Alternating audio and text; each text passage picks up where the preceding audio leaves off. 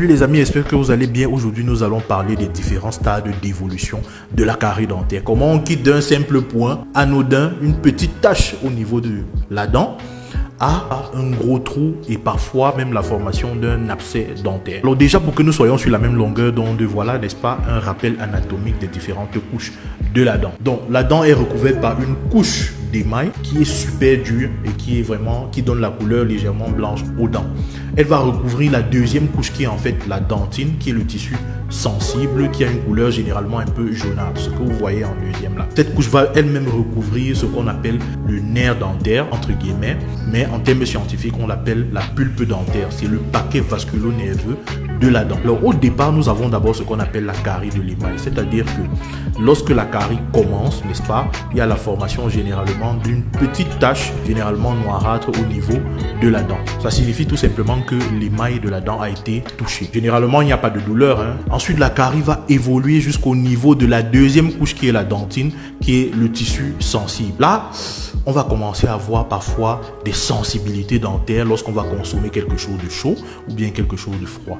Et très souvent, pour nombreux d'entre vous, généralement, vous simplifiez cela puisque ça ne fait pas vraiment très mal. Plus le temps va passer, plus la douleur va devenir de plus en plus importante jusqu'à atteindre son paroxysme. Et là, vous n'arrivez plus à dormir. Vous prenez des médicaments parfois ça calme au début, mais à un certain moment, ça ne calme plus. Ça signifie tout simplement que le nerf de la dent a été touché. Le paquet vasculo-nerveux, encore appelé la pulpe dentaire de la dent, est déjà infecté. Et dans ce cas, si ce n'est plus une simple obturation dentaire qu'il faut, n'est-ce pas, pour traiter la carie dentaire, il faut d'abord faire un traitement du canal, c'est-à-dire extirper, bien évidemment, ce nerf dentaire-là qui est infecté, n'est-ce pas, et nettoyer le canal dans lequel le nerf dentaire en question se trouvait. Et ensuite le fermer vraiment de façon hermétique afin que l'infection ne se propage pas. Il y a toujours certains courageux qui, malgré cette importante douleur, parfois je ne sais pas comment ils font, continuent toujours de ne pas aller chez le chirurgien dentiste pour pouvoir avoir les soins adéquats. Vraiment, chapeau à vous, vous êtes de vrais héros. Si vous êtes dans cette catégorie, sachez que le pire est à venir parce que après,